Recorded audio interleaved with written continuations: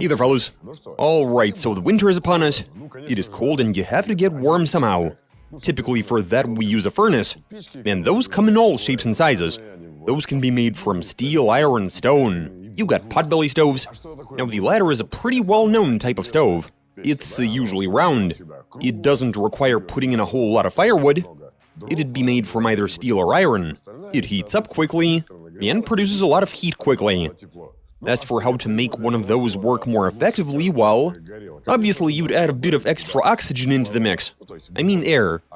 And how do we do that in an engine for a car? You guessed it. We fit this lovely device right here, which is known as a turbo. And in this video, let's fit a turbocharger to a potbelly stove. Let's go. So the idea would be to fit a turbo, but the key factor in this case would be the size of the turbo. If we were to fit a big turbo, exactly, it's heavy, and the shaft is also going to be heavy. The furnace isn't going to have enough volume to be able to spin up one of these bad boys. I mean, we could try and utilize some mathematical formulas, but there aren't many people out there who have fitted turbochargers to a stove, specifically to a potbelly one, so we've decided to just pick one based on how it looks. This one is about the size of a GT30, so it's a big turbo that can provide plenty of boost pressure when fitted to an engine with a displacement of roughly 2.5 liters. So it should be good for 500 horsepower. Yes, it should be, but ideally you'd want an engine with a displacement of 3 liters. I mean, this isn't complicated. The further you move the ash pan out, the quicker the fuel is going to burn and the more heat it's going to produce, correct? With more oxygen. But we're going to be force-feeding that oxygen in. We need to make a window. I mean, a hatch that we can load the fuel in through. Figure out the size. We also need to work out where we place the turbo compressor. I'd imagine it'll be located somewhere at the very base. And I think that the entire assembly should be at as much of an angle as we can place it, for effective removal of the exhaust gases.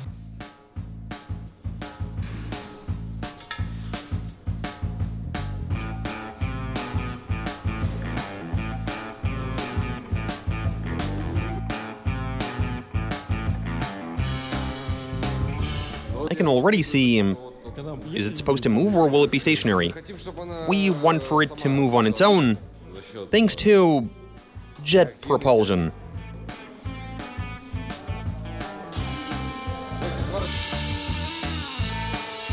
The fun thing is that we're not fitting any throttle bodies or any sort of means to shut the thing down. The idea is for the entire process to sort of go in circles.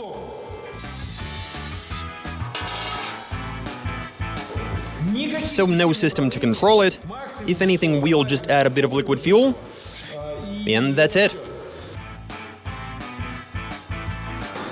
And just like in any other decent stove, for it to effectively burn the fuel, there needs to be some distance between the lower part and the actual firewood. We've cut out some rebar, which we're about to weld in, and so all of the air coming out of the turbocharger is going to find its way underneath the fuel and make it burn even more intensely.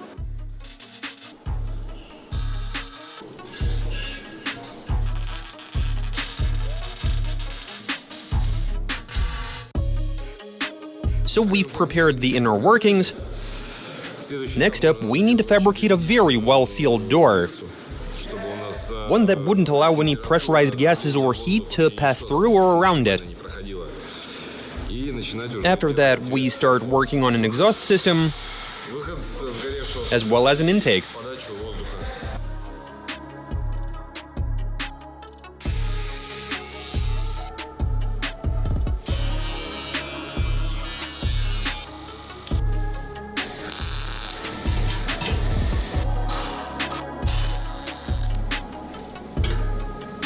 We'll have bolts going through the metal, inserted from the inside. We're gonna weld all around them. The cover is gonna have holes in it. It'll go onto the studs, for lack of a better word, and will be secured with the help of some nuts.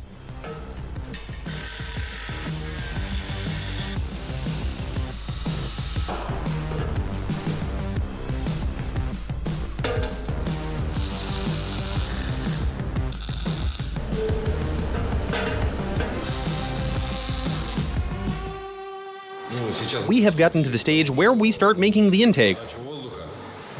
Air will be fed into the lower part of the stove, so that it purges the entire canister.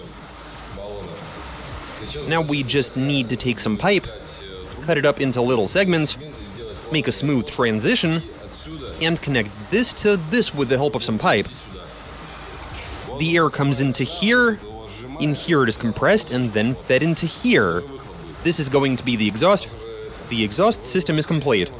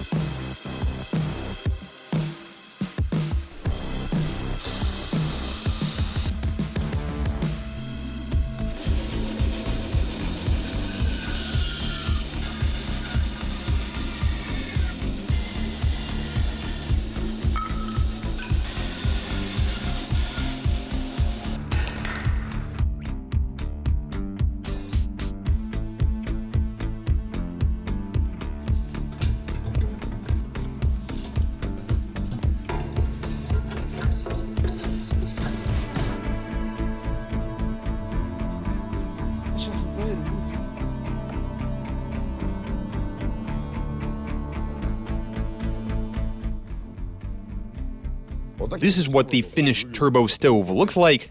Over there we have cooling and lubrication for the turbo. And the actual fuel for the stove has been loaded into the combustion chamber. But yeah, let's just light this up, allow it to warm up, to get properly hot. I expect this to be a quick process, and oh, we have a draft. We have got smoke coming from the turbo, very nice.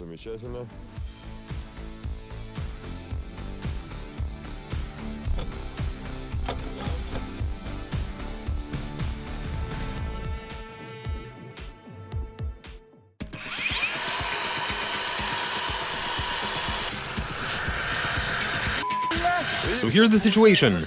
With it not burning in the spot where the air is coming in, the flame is getting blown out.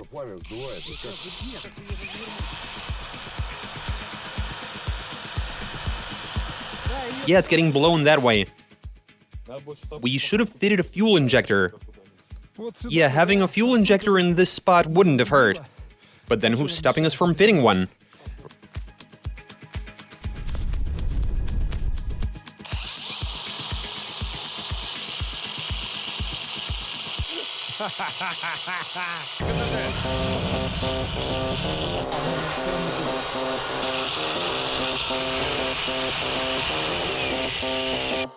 Yeah, we're probably good to go.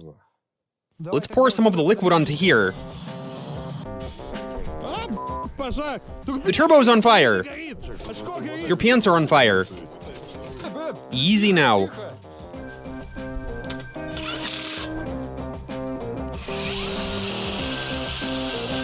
That is a lot coming out of here.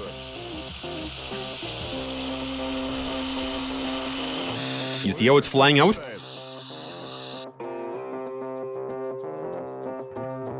We need to go about this differently. Weld this up, blow in from here, make a cutout over here. The idea is for the flame to move towards, well, for the flame, the heat, for them to move towards the firewood that has not yet started to properly burn. We won't be able to get those to burn. You saw how they immediately started to burn? We won't get those to ignite. But there is one thing we can try. Our best bet would be to feed the ignited mixture straight into here. Somehow. But then it won't make it while ignited. Maybe blow in some propane? So instead of igniting the stove, this system is putting the fire out. Let me just direct the stream.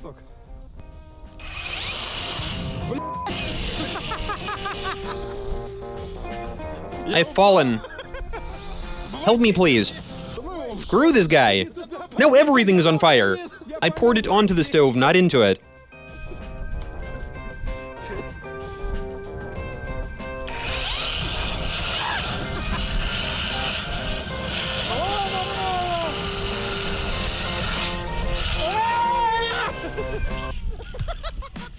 What's up? Very good. Dennis, you've got a simple task. The simplest one. You need to grab the cover and put it on at some point, but don't do it right away. It's because we need to spin up the turbo.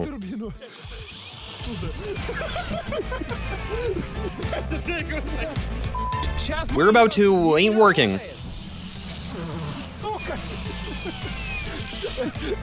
I don't know how to stop this. That feeling when your boss is a bit f***ed up in the head. Are you ready? You can now... Oh, no, wait, not now. How do you want me to put it on? Wait for it to burn out. Okay, now whenever you can, give it a try. Whenever you can. Mind your beard. Oh, the turbo is on fire. Nice. Okay, now hold it. Wait a second.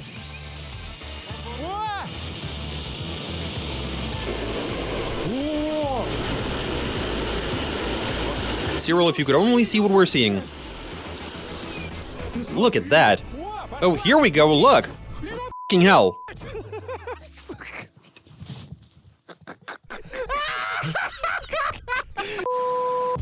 Sergey, what I want you to do is put the cover on, hold it down, and screw on at least a couple of nuts. Do you want to kill me or something?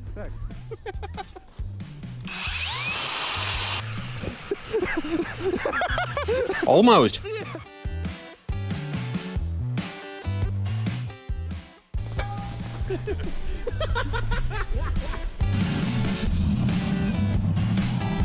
I have a question. Can I make it into a barbecue grill after? Close it. It is burning. Sergey, what's going on? Light it up, Vlad.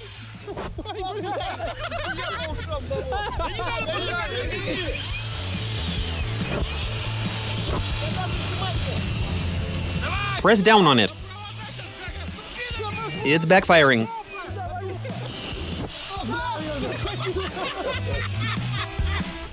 We don't have enough liquid fuel that would ignite the gases that are coming out on this end. We need to ignite these gases. To get the jet propulsion going? Not these gases. The combustion should be occurring inside. I don't get it. Perhaps the turbo really is too big. Get away! My eyebrows! We are starting to think that this turbo won't be able to sustain itself. There's too much airflow and it just doesn't want to ignite. So we're going to replace this turbo with something that's one size smaller, and hopefully that makes for an improvement. Now we've slightly modified the furnace, you see. The old one didn't want to turbo. Instead it was trying to explode. So we fitted a what? Wasn't that the idea? Then why were you beating around the bush when you could have blown it up straight away? Should have gotten some TNT. Anyway, we've replaced the turbo and moved the window. Because the air was coming in from here, but we were lighting the fire on the other side. As a result, the flame was getting blown out, and in the spot where the air was coming through, there was no fire, which was not what we wanted. Now, anybody who's ever tried to light up a grill knows that you need to light the fire on the same side the air is getting fed in. And so that's the new setup, and what? What? Am I incorrect? Willie's freezing.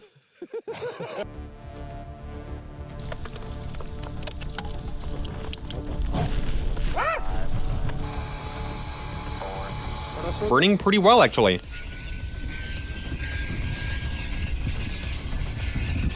What? Turbo's on fire. Turbo is burning. What the actual f***? Isn't starting? Try that again.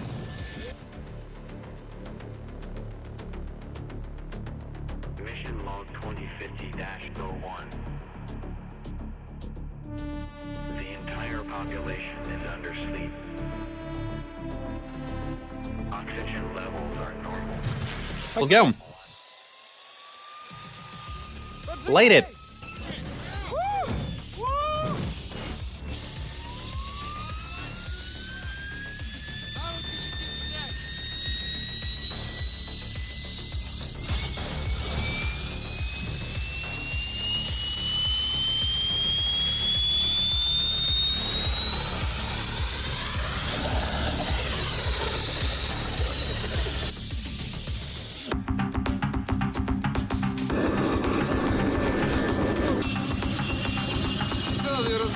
Just gotta keep it going.